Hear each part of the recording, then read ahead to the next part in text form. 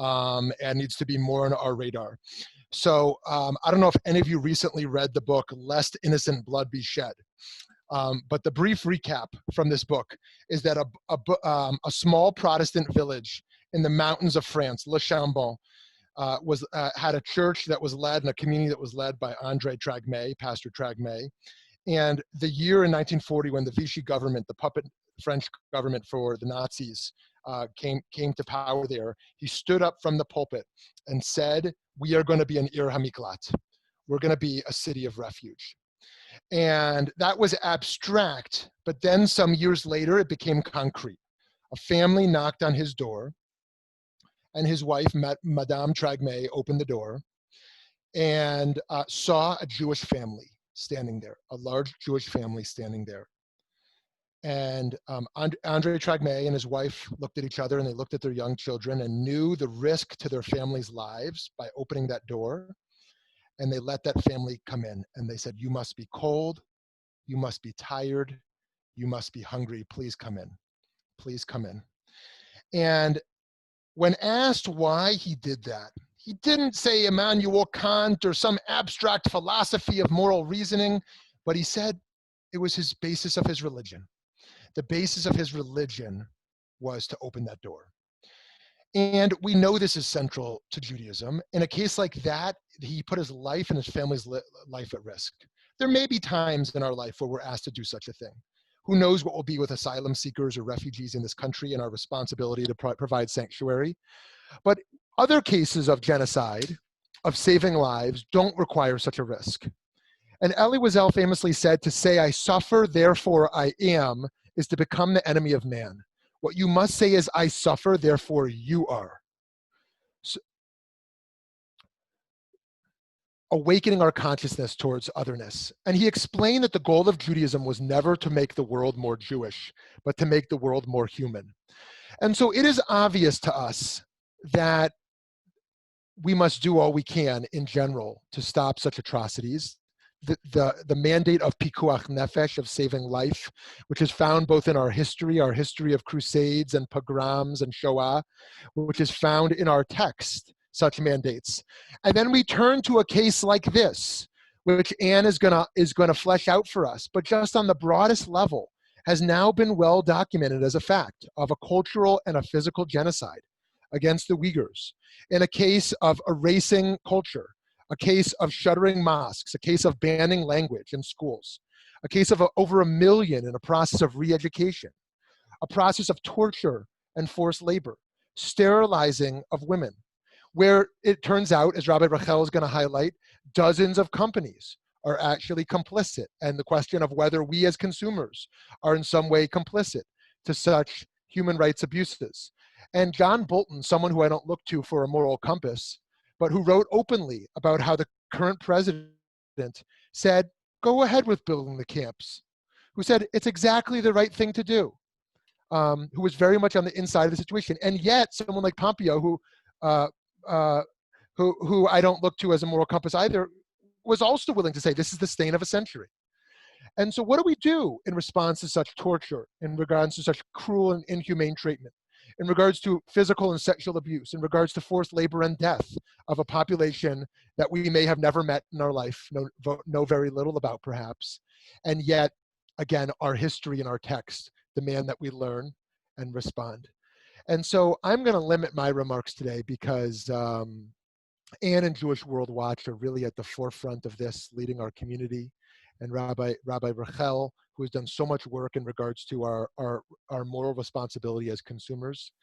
And so I want to invite folks who know very little to enter with a spirit of curiosity and of learning of the nuances, and those who already know quite a bit to think about next steps of how we can collectively, as an American Jewish community, as a global Jewish community, respond to such a crisis. So with that, our plan is I'm going to pass to Anne for about the next 15, 20 so minutes, and then Rabbi Rachel for about 10 minutes, and then we're going to have a chance to wrestle with questions and comments from participants here. So with that, Anne, please take it away. Thank you so much, Rabbi Shmuley. I'm very honored to be here. I just wanted to give a little background on Jewish World Watch for those who haven't heard about the organization. Jewish World Watch is a Los Angeles-based genocide and mass atrocity prevention organization.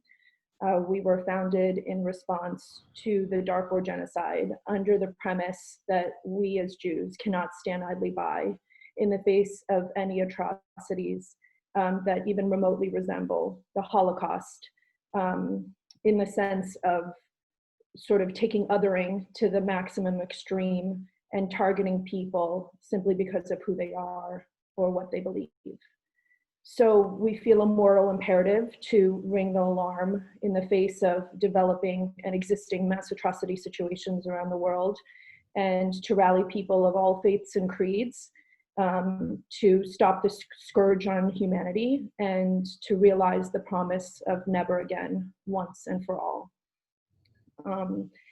The Uyghur crisis came on my radar about a year and a half ago, and it began with rumblings and a lot of uncorroborated reports.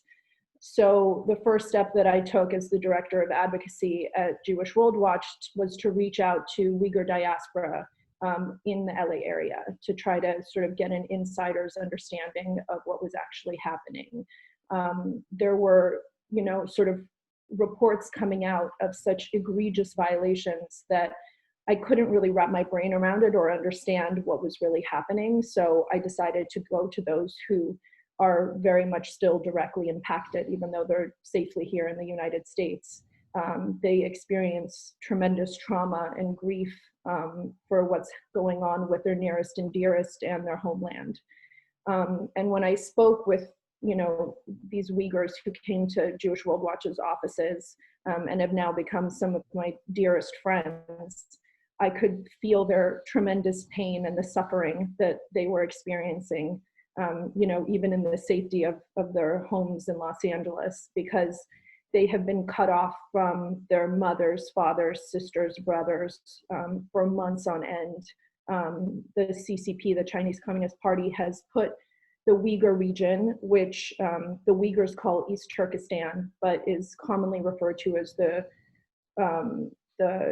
Xinjiang Uyghur Autonomous Region, or Xinjiang is how I'll probably refer to it the most.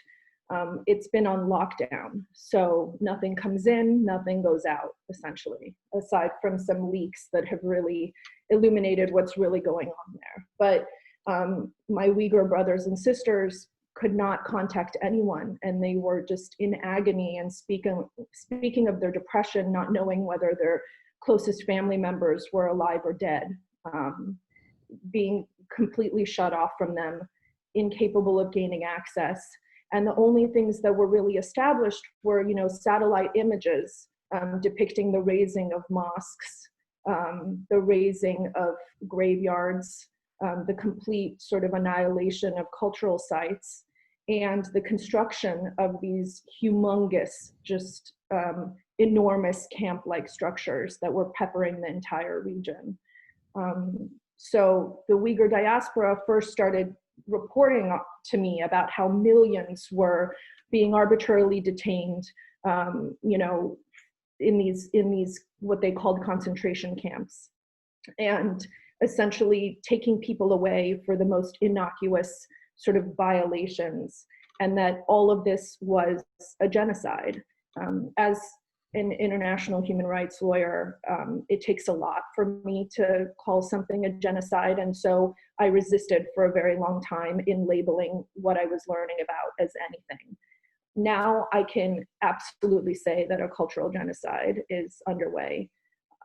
Jewish World Watch has also made a statement that crimes against humanity is going on. When I say crimes against humanity, I'm just going to give you a kind of an understanding, like a basics of international criminal law. So mass atrocities, they encapsulate war crimes, which are violations of the laws of war, the Geneva Conventions, crimes against humanity, and genocide. Crimes against humanity are a broad range of violations that are widespread and systematic attacks on any civilian population. They can happen during times of war or peace, and they can be perpetrated by both state and non-state actors, right? So when anything is happening on a massive scale and you can show that it's systematic and widespread and being perpetrated against civilians, that constitutes crimes against humanity. What sets genocide apart is that a specific group, ethnic or religious group, is targeted for extermination because of who they are or what they believe. Now, it doesn't have to be the entire population, but there has to be the intent to destroy a protected group in whole or in part. So that's kind of the framing that I'm working within, so you can understand, the analysis that I'm going to do for you all. So initially, it was a cultural genocide, and we can talk about that because we knew that the cultural leaders, the academics, they were all being taken away in the dead of night. They were being incarcerated. The mosques were being razed. The cultural sites were being destroyed. All of this could be seen through satellite imagery, but the Chinese Communist Party was maintaining very tight control over what was coming out of the region. So there wasn't a lot that could substantiate or corroborate a different finding. Now, in recent months, there have been a series of leaks that have exposed sort of this desire to really kind of oppress, persecute, and strip the Uyghurs of their livelihood, of their identity, and the architecture of these camp systems have sort of come to the fore. It's now known that anywhere between 1 and 3 million people are being arbitrarily detained in these internment camps, which some have, called concentration camps, and that they are being subjected to torture, forced indoctrination, propagandizing, that there's sanctioned mass rape is going on, that extrajudicial killing may be happening. Men are being sort of bussed away in the night and never returning.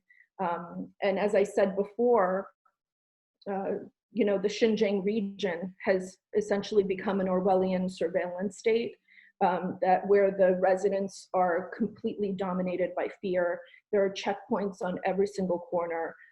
Biometric data is being collected on all individuals there. Han Chinese men are being forced to live with Uyghur families and monitor their every moves. Children are being taken away from families and put into orphanages where they are completely brainwashed and stripped of their Uyghur identities and indoctrinated to be Han Chinese children.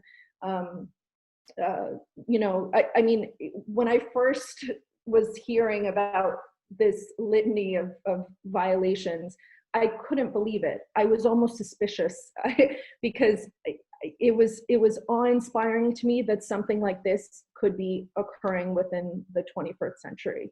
In the modern era, that all of these precursors, all of these telltale signs of genocide, with so many similarities to the Shoah, were happening today, in the present, and that most of the world was completely ignorant of what was happening, and that there wasn't the kind of moral outrage, the groundswell that Rabbi Shmuley was talking about. So, Jewish World Watch is a very small organization, but we've taken it on as our mission to kind of, create as much noise as possible and to empower the Uyghur diaspora, and allow them to be the voice for their people and their homeland, and to educate, as many people as possible on what's actually happening. Now, some of the most recent revelations have been especially jarring. Of course, some of you may have heard that the U.S. Customs intercepted 13 tons of human hair from the Xinjiang region. Also, there has been, a jaw-dropping report on the extent of forced sterilizations and forced implantations of, intrauterine devices in Uyghur women, with the grand plan of stopping all sort of the Uyghur growth rate, essentially. So these policies, which have been enforced in dragnet style by CCP operatives in the Xinjiang region. They've essentially been targeting 80% of Uyghur women and subjecting them to forced pregnancy tests, forced sterilization, forced contraception, in order to make, you know, the increase in birth rates at 0%. And many sort of scholars and of international criminal law have said that this has been the strongest evidence of, you know, that the crime of genocide may actually be underway. Now, the hardest part of proving genocide is proving genocidal intent. So essentially demonstrating that the Chinese Communist Party actually has the requisite intent to destroy the Uyghur population in whole or in part, and to wipe the human slate clean of this peoples. So we know that they want to persecute them. We know that they want to subjugate them, that they want to strip them of their identities, that they want to bury their culture, that they want to assimilate them and make them Han Chinese. All of that has been established. Whether or not this is a full-blown sort of extermination plan, that's harder to prove. And the way that genocide scholars and international lawyers do that is by inferring, you know, intent from the surrounding evidence. That's going to be sort of an uphill battle, and I'm sure it's something that we're going to see, you know, different scholars trying to piece together now that more and more alarming evidence is coming out. Now, that kind of gives you an understanding of what's happening. So definite cultural genocide, definite situation of crimes against humanity, which is systemic, widespread, targeted attacks on civilians on multiple levels.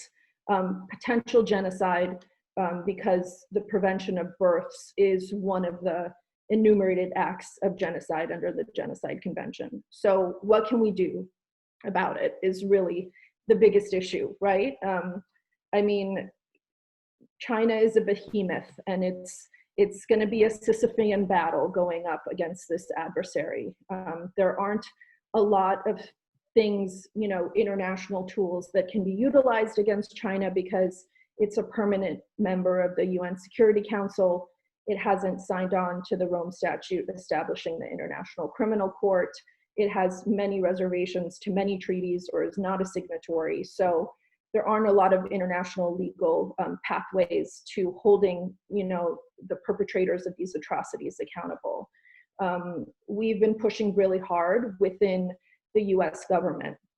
And most recently, activists that have been working on the Uyghur crisis had a tremendous victory by seeing the Uyghur Human Rights Policy Act signed into law in July.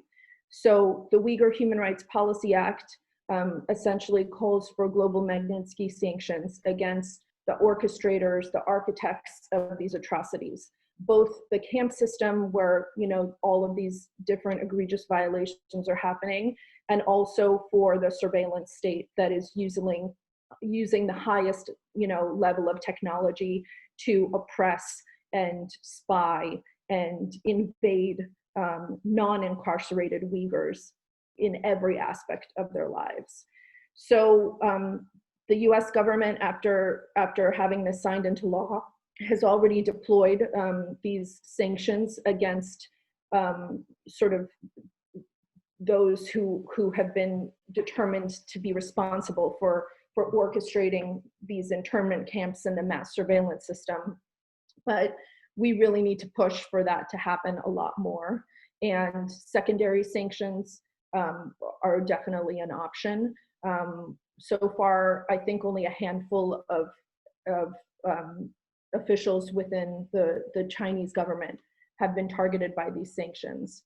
And we're going to maintain pressure on the State Department and on the Trump administration as a whole to continue with this sanctions regime. President Trump did stipulate a reservation when signing the Uyghur Act into law, and saying that when it's not within the US interest that these sanctions won't be imposed. We're going to push against that as hard as possible to ensure that there are no loopholes for these architects of the atrocities. And implementation is going to be really key of the Uyghur Human Rights Policy Act. It also includes in it protections for US permanent residents and citizens of Uyghur descent to protect them from spying by, Chinese agents inside the United States. And it calls for reporting on the atrocities and for the US to really be at the forefront of holding China accountable for what's going on. Now, perhaps the newest facet of what's developing in the Uyghur advocacy front has been around the issue of forced labor. And I know that Rabbi Rahel is going to go into this a little bit more, but essentially it's come out that within these internment camps, where up to 3 million Uyghurs are currently being held, for no reason whatsoever. As I mentioned, acts as harmless as wearing a veil, growing a beard, looking both ways when crossing the road. They say that it simulates prayer. So all of these things, having more than 2 children, are grounds for landing people into these camps indefinitely. And what the Chinese government has done is to utilize these people as slave labor. And not only within the Xinjiang region, but they've also been busing them to other factories throughout China in order to feed its tremendous production machinery. And as I'm sure Rabbi Rahel will sort of explain, many sort of names that we know very well are actually complicit in sourcing materials from these production lines. So there's a real opportunity here for advocacy, both in the form of boycott and in the form of, pushing our administration to limit what can come in and out of our own country. And so the newest piece of legislation that Jewish World Watch and other, advocacy organizations working on the Uyghur crisis are pushing is called the Uyghur Forced Labor Prevention Act. And essentially it creates a rebuttable presumption that any goods that are being sourced from Xinjiang are the product of forced labor. China, of course, it's saying that it's re-educating the Uyghurs and giving them vocational skills by forcing them to labor in these factories against their will and with no pay. But we all know that something very different is going on, and this is actually constitutes a crime against humanity. So slavery, forced labor on a systematic and widespread scale against a civilian population constitutes crimes against humanity. That is what many multinational corporations, many with headquarters inside the United States, are currently benefiting from. And it's unknown whether they are aware of it. Hopefully, the noise that we create will increase that awareness and generate concerted action. But the Uyghur Forced Labor Prevention Act essentially puts the onus on these corporations to prove that any goods that they're bringing in from Xinjiang are clean. And if they can't, overcome this presumption of forced labor, if they can't provide certification to, customs or treasury, then the stuff is not coming in. So we really need to get as many co-sponsors as possible behind this critical piece of legislation, because the only way that we're going to, get China where it hurts is through trade. I mean, it's really the only bargaining chip that we have against this organization that has exercised exceptionalism when it comes to any other human rights treaties, and has been an outlier in terms of its treatment of minority groups within its borders, for decades and decades. And with everything happening with COVID-19, it's actually created an opening for real change to occur. So I think that trade is going to be our prime pressure point. And I'm just going to show you how you guys can engage immediately. either right now as you're listening to the remainder of this, webinar, or directly after. I'm going to share my screen. So here you go. This is Jewish World Watch's website. You can go to our main website, jww.org, and then go straight to Take Action. Go down to Current Actions right here. And then right here is Support the Uyghur Forced Labor Prevention Act. Okay, it gives you a little bit of a summary. You can click the button right here, and it'll take you to a screen where you can enter in your personal information, and it'll send an email directly to your representative and your senator anywhere in the United States to voice your outrage for what is happening to the Uyghurs and call on them to endorse and co-sponsor the Uyghur Forced Labor Prevention Act in order to make this really important mechanism a reality. Also, if you're interested in anything that I've sort of been talking about on the Uyghur crisis, on the atrocities that are currently underway, an analysis of why this is a crimes against humanity situation, why it's a potential genocide, I urge you to go to the JWW blog.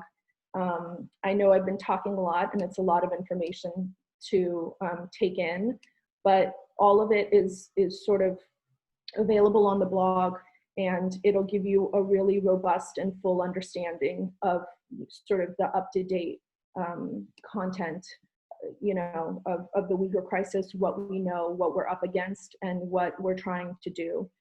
Jewish World Watch has been one of the first, if not the first, Jewish organizations to engage around this issue. We're super involved with the Uyghur diaspora, both in Los Angeles and throughout the United States, and even globally, because there's quite a presence in the UK as well.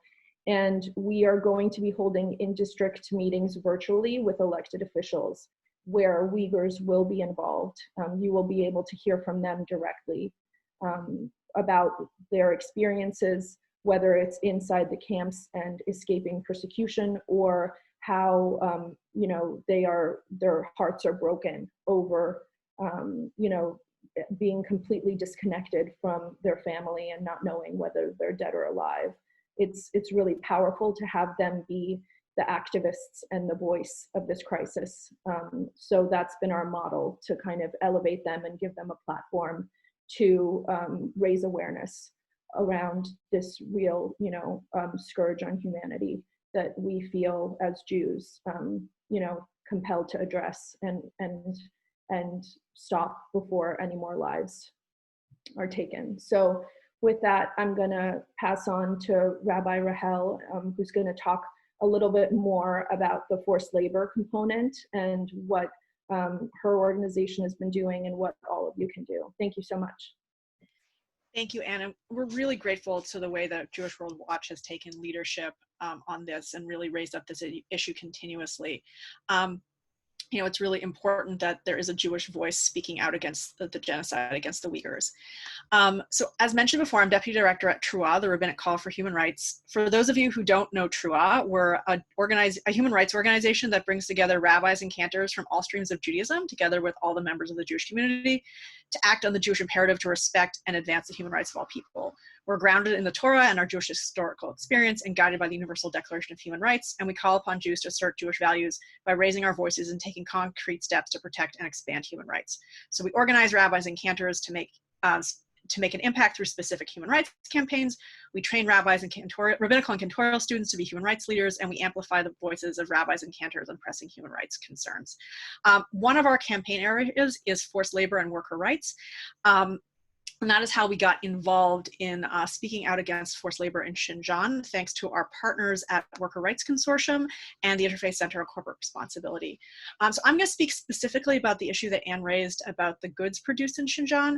I obviously think we should care about the atrocities that are happening against the Uyghur because every human being is created in the image of God, but it's often through global supply chains that we as individuals end up linked to these atrocities.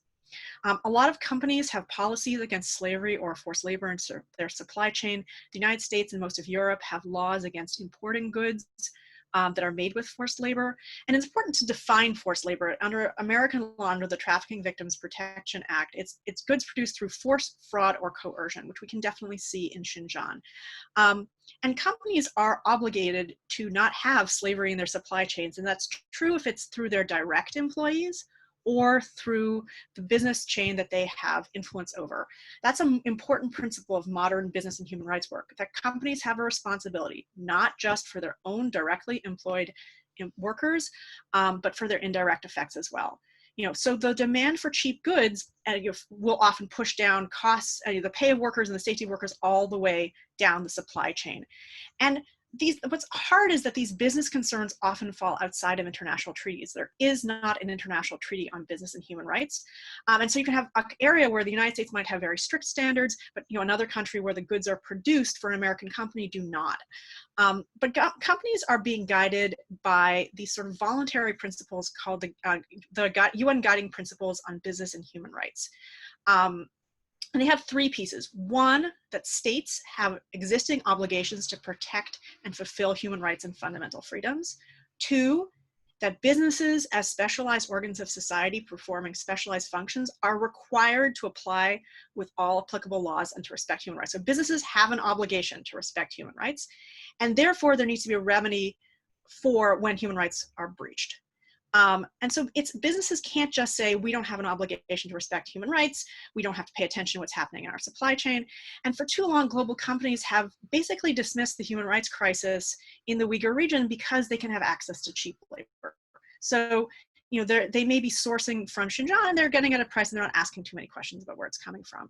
TRUA is part of a coalition along Jewish World Watch of more than 250 human rights organizations, the End Uyghur Forced Labor Coalition, and I'm going to put the link for that in chat, that has asked all the brands that are sourcing from Xinjiang to end their sourcing from Xinjiang within a year because of the human rights abuses against the Uyghur. The coalition has published an extensive list of brands, which I'm also going to put into chat, that are sourcing from Xinjiang and are connected, so they're either sourcing from the region or from factories connected to the forced labor of Uyghur people. As already mentioned, people from Xinjiang are being moved to other regions and being forced to work in factories.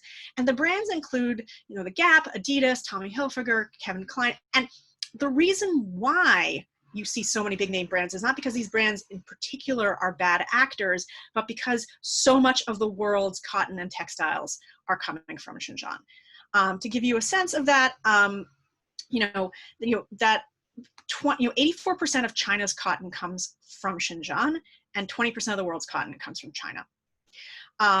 And which means that 1 in 5 textile goods probably has a link to Xinjiang, which means it's ubiquitous, right? So this, if this forced labor is across the region is one of the largest internments of an ethnic and religious minority since the Second World War, and we can assume that that the system of state-sponsored detention, right? Slavery can be in a supply chain not through state detention and forced labor, but this is state-sponsored forced labor and detention over close to 2 million Uyghur people. And so you can pretty much assume that if goods are coming from China, that they are in some ways connected to the forced labor in Xinjiang. In addition to textiles, we see, and clothing, we see that, there are factories in the region that are supplying face masks and other PPE. There was just a report that was published in the past week on Apple that a supplier for their uniforms in their stores was being sanctioned for sourcing from Xinjiang and not being allowed to bring goods in the United States. It's really important to just keep saying this. Fabric made with cotton or yarn from the Uyghur region is used across the world. And even other garment producing countries in the region like Bangladesh and Cambodia and Vietnam are probably using Xinjiang cotton and yarn, which means that almost every major apparel brand and retailer selling cotton products is potentially impacted. I want to say that the fact that the End Uyghur Forced Labor Coalition is beginning with a call to move supply chains is extremely significant when you look at business and human rights. Normally, the first step would be to call on businesses to monitor or audit their supply chain. And, to basically say, okay, they're going to send in investigators who are going to talk to workers and see how they're treated, or who are going to monitor, make sure the factories for other human rights violations as well. And we can argue about, in general, whether those systems are effective, but that is, generally speaking, the first line of defense. And that, in a normal situation, then a brand can determine that if the conditions are bad, if there's forced labor in the factory, they can move, within a given region, and because they have that kind of, or they can demand change. They usually have the leverage over the factory, and obviously with the local government if they say they'll move. But in Xinjiang, that's just not possible. The level of atrocities is so widespread, that the breadth of the forced labor is so widespread that you have to assume that it's present in any workplace in the Xinjiang region. So we can't ask the brands to better monitor our factories. We just have to ask them to move.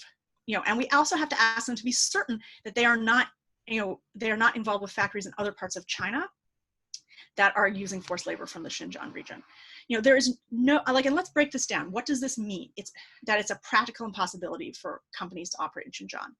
There is no valid means for them to verify that any workplace in the Uyghur region is free of forced labor, or to prevent the use of forced labor in these workplaces in line with the strict human rights due diligence. Worker interviews, which are essential to any human rights investigation, cannot reliably be done in Xinjiang. No one can speak candidly to factory auditors about forced labor or other human rights conditions without placing themselves at extreme risk. So again, this normal process where you would interview the workers cannot be done here. There are widespread restrictions and repressions of fundamental freedoms, and the civic space has been shut down. So the buyers of goods from Xinjiang, of textiles, have to operate on the assumption that all the goods produced there, in whole or in part, are tainted by forced labor. And companies can't also ensure that they're not unwillingly bolstering the government's repression. So the step has to prevent, in order to prevent the use of forced labor, they have to move their supply chains out of there. That's a big and important step. And so this Human Rights Coalition, the End Forced Labor Coalition, has been calling on all the major brands to move their sourcing out of Xinjiang. And that, again, is very important for us as consumers. It's not enough for us, when the forced labor in the supply chain is this pervasive, it's almost impossible for us as consumers to say, okay, well, I want to buy the right thing. And it shouldn't have to be on us to make that choice. We have to go up to the companies that are responsible for turning their eyes away from these human rights abuses, and say, you are responsible for aiding and abetting this by saying, we can get cheap labor from this region, so we're not going to investigate too carefully where these goods are being sourced. They just have to move their sourcing out of Xinjiang. The U.S. State Department just issued an advisory about doing business in Xinjiang, and they warned companies against three things. One is assisting in developing surveillance tools, so that tech companies are not helping the Chinese government, create tools to repress the population of Xinjiang. The second is around forced labor in Xinjiang, and the third is warning companies against being involved in the construction of internment facilities, or in the construction of factories that are next to internment facilities, because then you can also assume that you're involved in forced labor. So this call to companies is very important. There's also been investor pressure. The Investor Alliance for Human Rights has issued guidance for investors to have them take a look at the human rights risks in their portfolios connected to the Uyghur region, and it has practical advice for investors on how to engage with companies and other stakeholders to prevent human rights abuses. There hasn't yet been a bigger consumer campaign to call to boycott the companies. I think that'll come. I think we really want to see how the companies are going to respond to this call to action before really getting consumers down. There has been a petition from Freedom United that I'm also going to put into chat. This type of pressure on brands has been done before.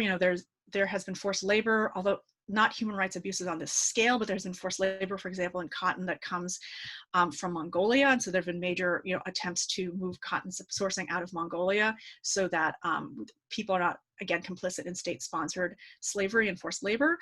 So this is not an unheard of call to businesses, but it's really, really urgent right now.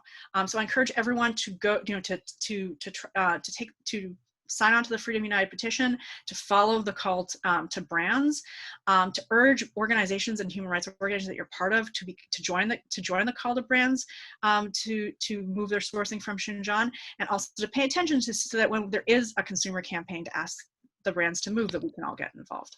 Amazing. Rabbi Rachel, thank you. That was very powerful and informative. So we have a number of questions here on the side. Thank you all for who have started posting those. And Rabbi Rachel, we'll circle back to you to answer, but we're going to start with Anne here. If you've read a few of these questions, Anne, if you want to read them aloud and respond to whatever makes sense for you right now, that'd be great. You're still on mute. Pardon. Thank you. Awesome. Someone asked, what is the significance, necessity, consequence of proving genocide by a particular definition?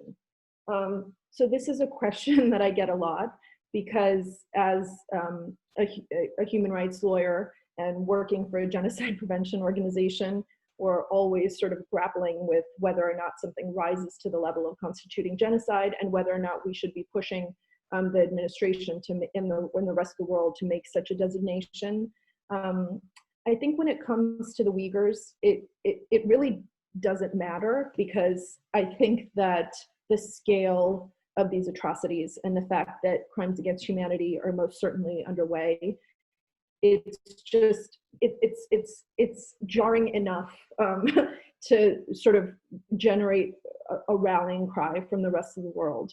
Now, if genocide can be proven, which, as I said before, is a tall order because of the intent requirement. So essentially showing that kind of the architects of the surveillance state, the forced sterilization, the mass internment, you know, the extrajudicial killing, maybe even the sanctioned mass rape of Uyghur women, forcing them to be impregnated by the enemy's child as a means of diluting the Uyghur gene pool. If all of this sort of can be shown as being done with the intent to eradicate this population, to wipe it off the map, you know, then you can prove genocide.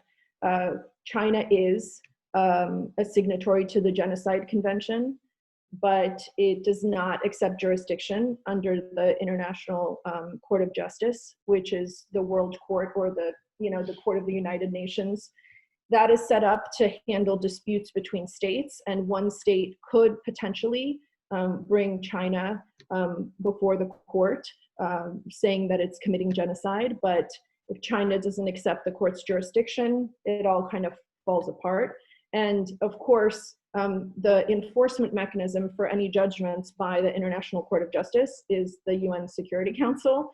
And China is a permanent party, a P5 member of the Security Council, and has essentially vetoed almost every important genocide determination, including for the ongoing genocide of the Rohingya. So it's unlikely that it would be willing to act on itself. So it is a frustrating system, but I feel like the true power of any genocide designation is the shaming that comes with it, right? Just being able for a country like the United States to step up and give a genocide designation to any atrocity situation, right? Just raises the stakes. It is the ultimate sort of stamp of shame that can be given to any regime. And I think that the symbolic magnitude of that can't be minimized. But in terms of it opening any kind of legal pathways for accountability, it's questionable. Is there another question, Rabbi Shmuley, that you feel like I should address? That's up to you. If you want to, why don't we pass it over to Rabbi Rachel? She was going to respond to something, and then you can read more over there and see if there's anything else you want to jump in on. Okay. And folks are invited to continue to share questions or comments or projects you're working on in regards to this over there as well. Thank you. Okay, you're on mute still. Okay. Yeah, there you go. Sorry. Great. There was a question about whether we could find a brand to be publicized as not using forced labor cotton. I think that would be challenging. Again, when you have 20% of the world's cotton or textiles going through China and so much of it going through Xinjiang, you might have, what would you do with clothing where the cotton comes from Xinjiang? How would you even know? And then, but it was made in a garment factory in Bangladesh or Vietnam.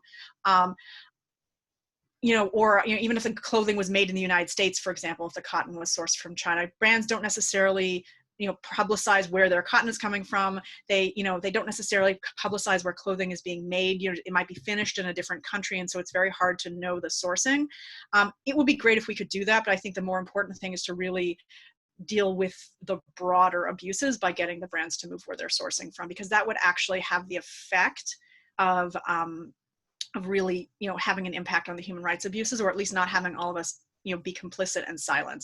So it'd be great if we could hold up some of the brands that are doing a good thing, but I think more importantly, we have to get the brands to move their operations and their sourcing.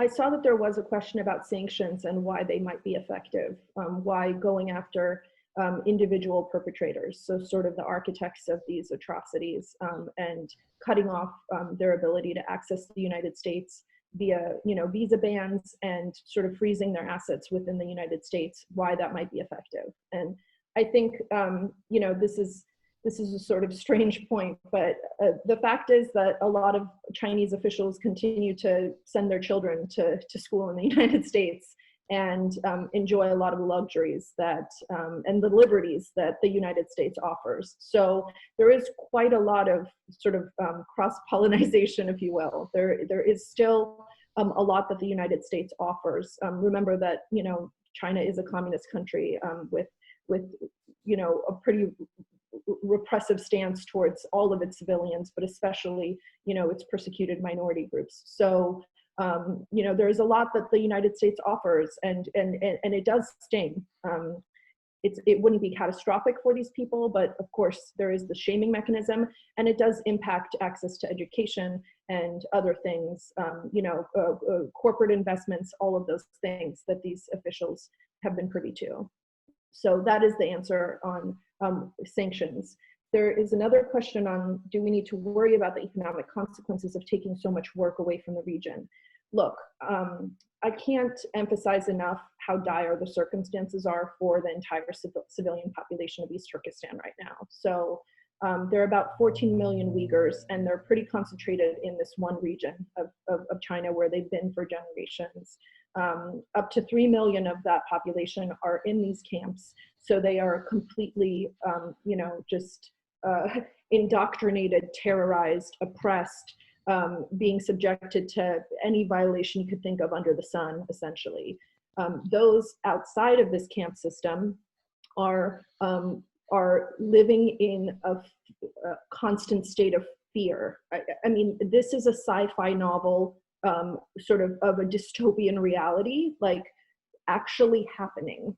It's just mind-numbing to really think about how it is that these people are forced to live, with Han Chinese men being forced to live in these families and spy on them, with dragnet-style operations happening where in the dead of night doors are being busted open and women are being subjected to pregnancy tests and having IUDs inserted into them against their will.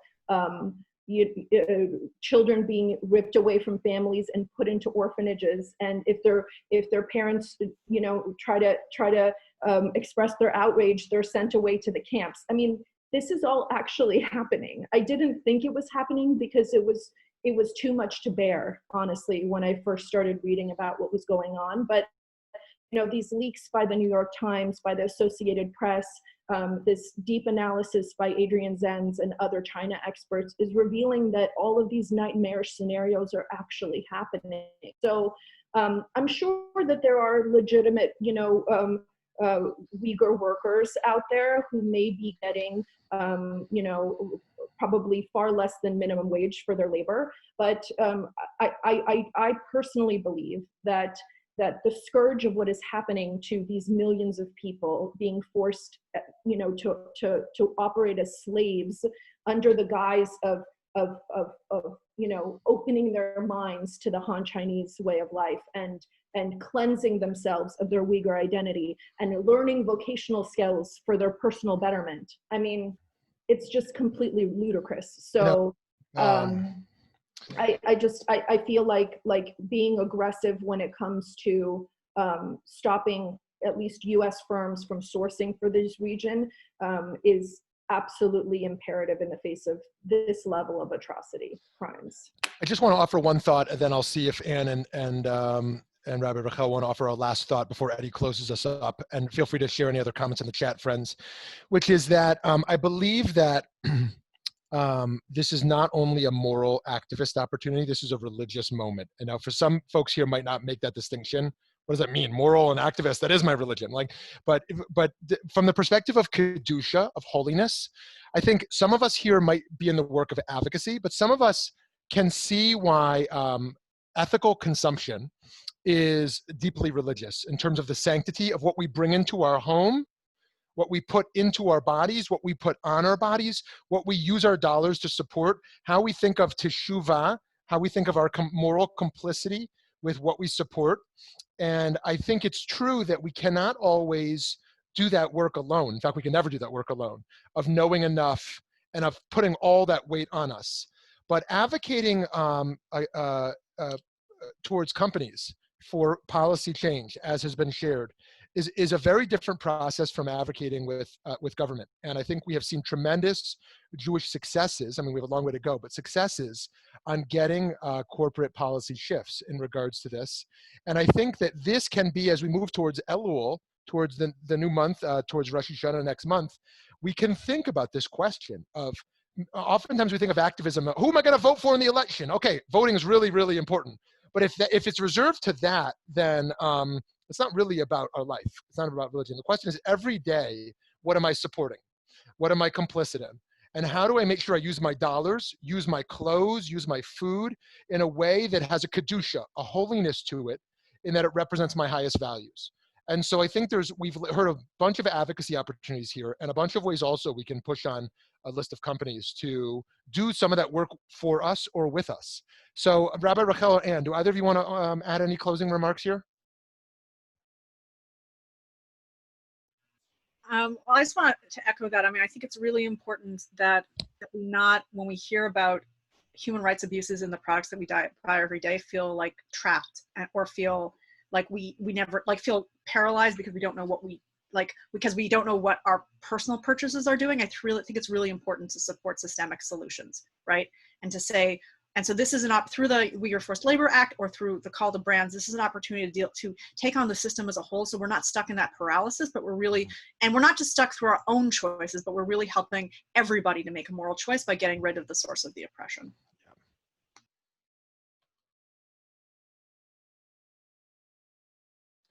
Thank you. Anne?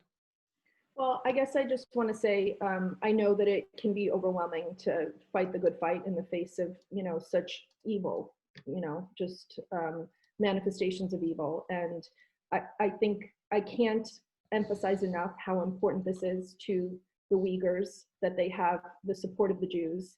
What an incredible sort of spiritual connection this has been for me on a personal level.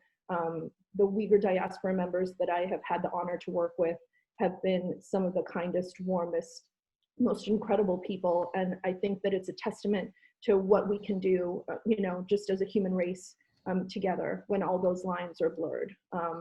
And yes, of course, the similarities to the Holocaust are chilling. Everything from the stockpiles of hair to seeing, Uyghur men being sort of put onto trains, kind of being taken away to no man's land.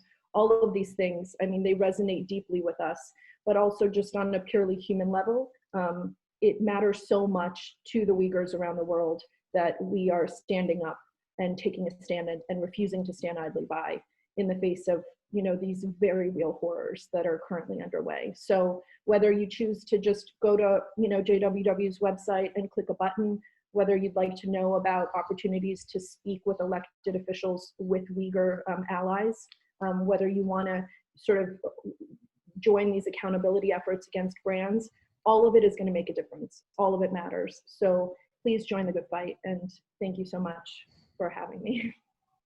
Yes, thank you so much, Rabbi Rachel and Anne and Rabbi Shmuley for this amazing presentation. Uighur Tzedek, as y'all know, is the leading Orthodox social justice organization fighting and advocating against human rights violations all over the United States and globally of what's happening. We have been proud to be able to help over 40,000 asylum seekers who were seeking refuge here, both locally and helping them travel to their destinations in the U.S. So this was really close to our hearts, and we look forward to continue the advocacy. I'm going to place our link for folks to visit our website, visit Uighur Tzedek on Facebook, help us continue the work. Because advocacy, and I think that very important, and what me and Rabbi Shmuley talk about, and Rabbi Sachs talks about, is the most important Jewish value is consistency. Consistency is what brings value and advocacy to the best place. We must consistently talk about the issues that are happening and not let down, because folks are losing their lives, and this issue is an issue that's ongoing. So as it's ongoing, our advocacy has to stay consistently and ongoing. So thank you everybody who's joining the call. I'm placing on the chat our links to our Facebook and our website. We hope that y'all can stay in touch with our work. Follow us on Facebook, Instagram, and Twitter at uriletzedek.org. And have a blessed day. Shabbat Shalom if we are unable to talk to each other again. Thank you, everybody. Take care. Thank you.